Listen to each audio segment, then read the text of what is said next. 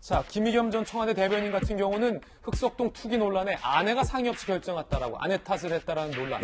김상조 전 실장 같은 경우는 현재 사는 집주인이 인상을 요구했기 때문이다라고 집주인 탓을 했고, 박주민 의원은 부동산 사장님이 시세보다 많이 싸다고 해서 그런 줄 알았다. 부동산 사장님 탓을 했다라는 논란에 휩싸였습니다. 박성배 변호사님, 아내 탓, 집주인 탓, 부동산 사장님 탓. 물론 뭐 박주민 의원 같은 경우는 부동산 사장님 탓을 했다라고 기자들이 써서 다시 추가 해명을 하는데 내 잘못이다라고 해명을 하긴 했습니다만, 자, 그 추가 해명에 대해서도 이제는 기자 탓을 한다는 논란도 있고 있는데, 어떻게 봅니까?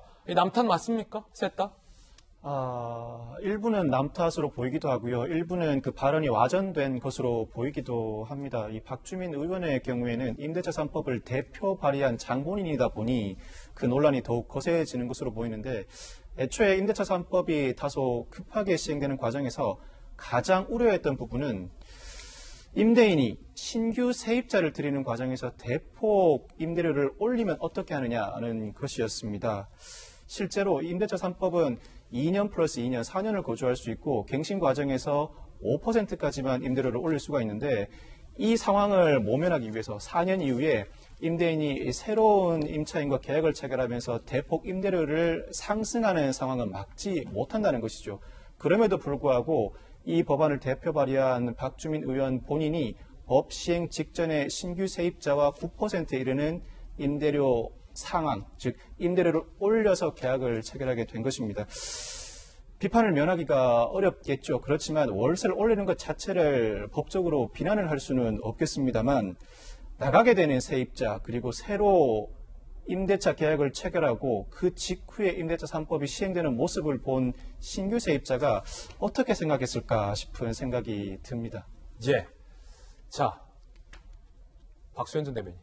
남 탓 논란이 세 분이 딱 언급됐어요. 아내 탓, 집주인 탓, 부동산 사장님 탓 논란.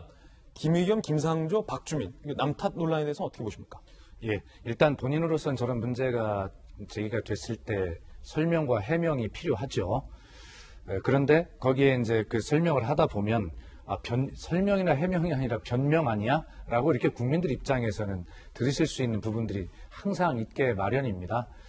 그렇다고 설명을 안 할 수는 없잖아요. 그런데 중요한 것은 설명을 하되 결과적으로는 모든 것이 제 탓입니다. 라고 박주민 의원도 좀 아까 잘했든 잘못했든 이라고 앞에 붙였던데, 그런 말 붙이지 말고 제 잘못입니다. 그래야죠. 설명을 하되 결론은 제 잘못입니다. 라고 정말 정확하게 인정하는 거. 그렇게 해서 국민들께 뭐 과정에 좀 문제는 있었지만 저 잘못됐다고 반성하고 있구나.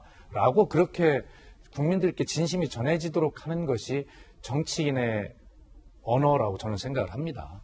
그래서 정치인의 언어는 어떤 사정을 설명하는 것보다는 그런 것을 다 빼고 억울해도 제 잘못입니다.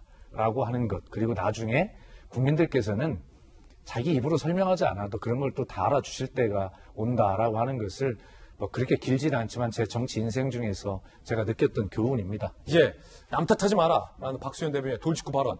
자, 한편 김상조 전 실장 고발됐는데 특수본이 수사에 나설 방침입니다. 이 대목인데, 자, 박성일 변호사님 상세히 설명 좀 해주시죠. 어떤 부분을 수사하게 된다는 겁니까? 특수본이? 시민단체가 김상조 전 청와대 정책실장의 경우에 업무상 비밀을 이용해 전세금을 상향했다고 주장하면서 고발을 하게 된 것입니다. 특수본이 부동산 투기 수사를 진행하고 있는데 내부적으로 서울경찰청의 내용을 검토한 뒤에 배당할 예정이라고 합니다. 고발이 이루어질 경우에는 수사기관의 인지와 달리 자동적으로 수사를 개시해야 하는 상황입니다. 이 사건의 쟁점은 업무상 취득한 내부 정보 인지입니다.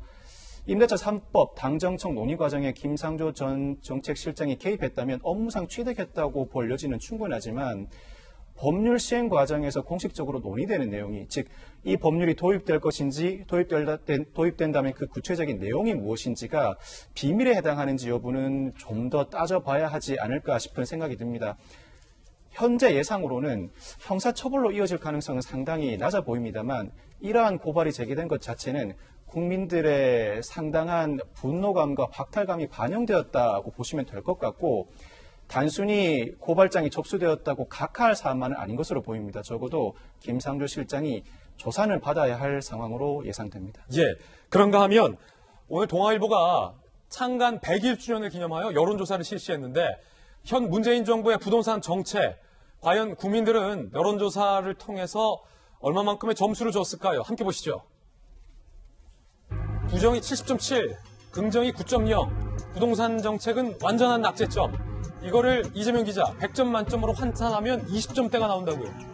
그런 거죠. 이제 부정평가가 워낙 높다 보니까 사실 근데 동아일보 조사뿐이 아니라 여러 차례 많은 조사에서 사실 부동산 정책이 대한 평가 굉장히 박했고, 그리고 현 정부에 대한 부정평가의 가장 첫 번째 요인이 부동산 정책인 건 이미 다 알려져 있는 그런 사실이기 때문에 아직 새로울 건 없지만 지금 부동산 정책에 대해서 현 국민이 느끼고 있는 분노감이 어떤지 다시 한번 볼 수 있는 그런 지표가 아닌가 싶고, 어제 이낙연 전 대표 그리고 상임 선거대책위원장도 이 부동산 문제와 관련해서 여러 차례 사과를 했죠. 굉장히 통렬한 사과를 했다 이렇게 볼 정도로 굉장히 강도 높은 발언을 써가면서 사과를 했었는데, 그래서 이게 지금 그럼에도 불구하고 제가 아까 말씀드린 것처럼 이것이 그러니까 정부는 선의가 있었지만, 정부 노력해봤지만 어떻게 보면 이제 시장과의 그 접점을 찾지 못해서 본인들이 생각하지 않았던 부작용이 나타났다. 이렇다면 사실은 할 말이 있는 상황이지만, 지금 제가 본 것처럼 김상조 전 실장이나 박주민 의원, 다시 얘기해서 이 법을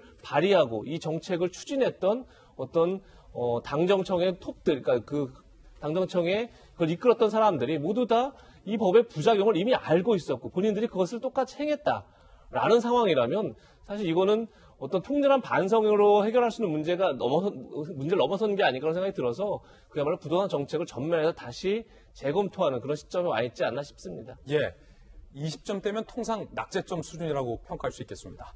앞서 한 패널이 박주민 의원이 이걸 다 알고 있을 것이다 라는 발언을 했지만 박 의원 본인은 잘 몰랐다라고 해명하고 있기 때문에 이 부분도 같이 설명을 해드리겠습니다.